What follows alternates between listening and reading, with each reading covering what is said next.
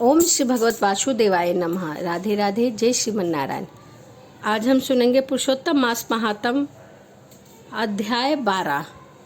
तो चलिए कथा को शुरू करते हैं और मन में भगवान पुरुषोत्तम का ध्यान करते हुए कथा को शुरू करते हैं। नारद जी बोले, हे भगवान, शंकर चले गए तब प्रभु उस बाला के शोकाकार किया, सो मुझ विनीत को धर्म सिद्धि के लिए कहिए।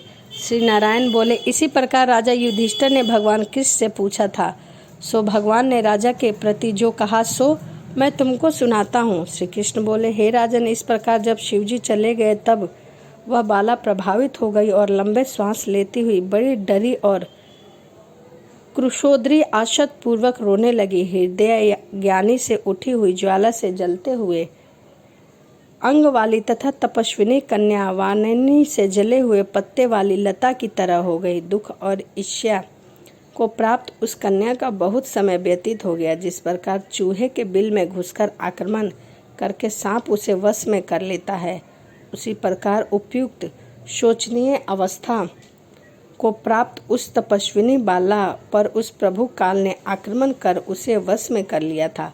वर्षा ऋतु में मेघ से घिरे हुए आकाश में बिजली चमक कर जैसे नष्ट हो जाती है, उसी प्रकार तपस्या से जले हुए पाप वाली वह कन्या अपने आश्रय से मर गई।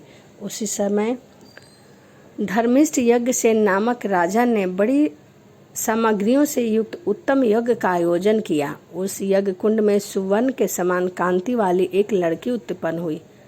वही कुमारी द्रुपराज की कन्या के नाम से संसार में विख्यात हुई। पहले जो मेघावी ऋषि की कन्या थी वही सब लोगों में द्रौपदी के नाम से प्रसिद्ध हुई। उसी को स्वयंवर में मछली को मेघवश भीष्म, कर्ण और आदि से राजाओं ने तृण के समान कर शुभित रजमंडल दल में अर्जुन ने पांचाली को पाया। हे मुनि, वह द्रौपदी दुष्ट दुशासन द्वारा बाल पकड़कर खींची गई और उसे हृदय विदर करने वाले वचनों को भी सुनाए गए। पुरुषोत्तम की अवहेलना करने के कारण मैंने भी उसकी उपेक्षा की। जब वह मेरे में स्नेह करके मेरा नाम बारंबार लेने लगी, हे दामोदर, हे दया सिंधे, हे कृष्ण, हे जगतपति, हे नाथ रमानाथ, हे केशव, हे कलेश नाशक, मेरे माता पिता, भ्राता वर्ग, सहेलिया, बहन, भांजे, बंधु, इष्ट, पति आदि कोई भी नहीं आया।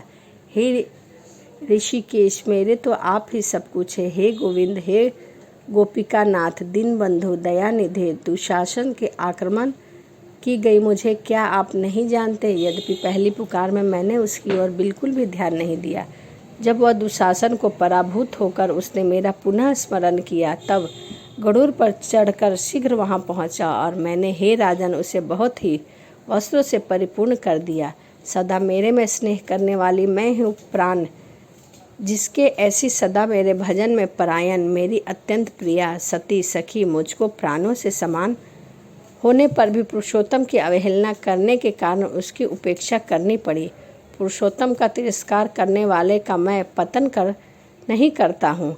यह पुरुषोत्तम मुनि और देवताओं से भी सेव्य है। फिर समस्त कामनाओं को देने वाला यह पुरुषोत्तम मनुष्य द्वारा तो सेवनीय ही है। अतः आगामी पुरुषोत्तम की आराधना करो। 14 वर्ष के संपूर्ण होने पर तुम्हारा कल्याण होगा। हे पांडुनंदन, जिस पुरुषों ने द्रौपदी के बालों को खींचते हुए देखा, हे महामुने, उसकी स्त्रियों की अवहेलना को मैं क्रोध से काटूंगा। दुर्योधन आदि राजा को यमराज के भवन को पहुंचाया। बाद में तुम समस्त शत्रुओं का नाश कर राजा होंगे। न मेरे को लक्ष्मी प्रिय है, न मुझे बालभद्र जी प्रिय है, न वैसे मेरे को देवी देवकी, न पद्युमन, न सत्यकी प्रिय है। जैसे मेरे को भक्त प्रिय है, वैसा कोई भी प्रिय नहीं है।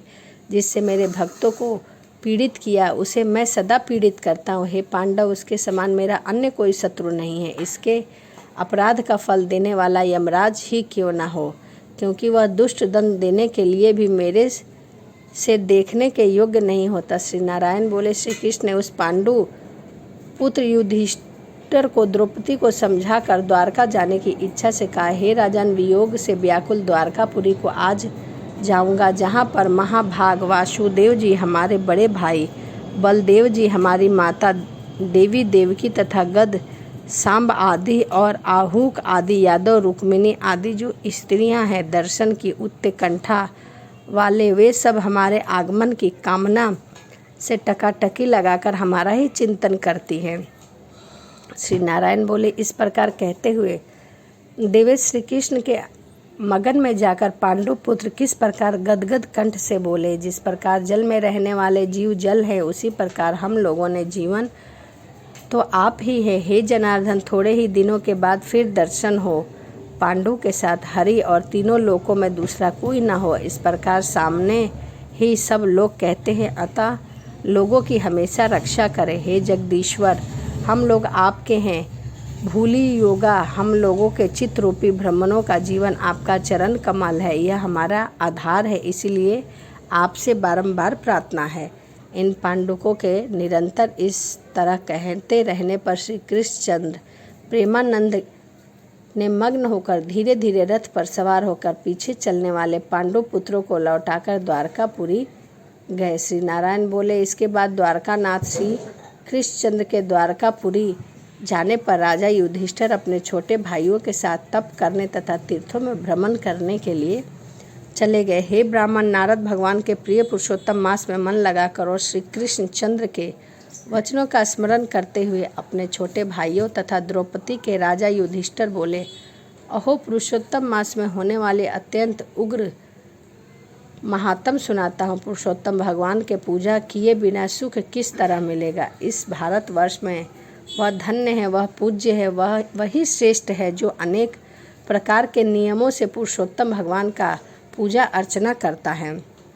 इस तरह समस्त तीर्थों में भ्रमण करते हुए पांडु पुत्र पुरुषोत्तम मास के आने पर विधिवत व्रत करने लगे। हे मुने, नारद जी बोले, अंत में 14 वर्ष पूर्ण होने पर श्री कृष्ण भगवान की कृपा से अतुल निष्ठकंठ राज्य को प्राप्त किया। पूर्व काल में सूर्यवंश में होने वाला दृढ़ धनवा नाम का राजा पुरुषोत्तम मास के सेवन से बड़ी लक्ष्मी, पुत्र पौत्र, सुख और अनेक प्रकार के भोगों को भोग कर योगिनी को भी दुर्लभ जो भगवान का बैकुंठ लोक है वहाँ गया। हे मुनि श्रेष्ठ नारद जी, इस पुरुषोत्तम मास के अतुल्य महात्म को करोड़ों कल्प समय मिलने पर भी मैं कहने में समर्थ हूँ। सूत जी बोले, हे विप्रे, लोक पुरुषोत्तम मास का महात्म कृष्ण पदैया व्यास जी ने मुझे सुनाया है, यद्यपि कहने में मैं असमर्थ हूँ। इस पुरुषोत्तम मास के अखिल महात्म को स्वयं नारायण जानते हैं या साक्षात वैकुंठवासी श्री हरि कृष्ण जानते हैं, परंतु ब्रह्मा आदि देवताओं को नमस्कार किए जाने वाले चरण पीठ जिनके ऐसे गोकुलनाथ श्री कृष्णचंद्र भी अपनाए हुए पुरुषोत्तम मास का संपूर्ण महात्म नहीं जानते, तो मनुष्य कहाँ से जान सकेंगे। इति श्री बृहस्पति नारायण पुराणे पुरुषोत्तम मास से महात्म 12 अध्याय समापन। श्री हरि शरणम। तो ये पुरुषोत्तम मास की कथा अध्याय 12 था। तो चलिए इसी के साथ वीडियो को समाप्त करते हैं और मिलते हैं अगली वीडियो में। राधे राधे, जय श्रीमन नारायण।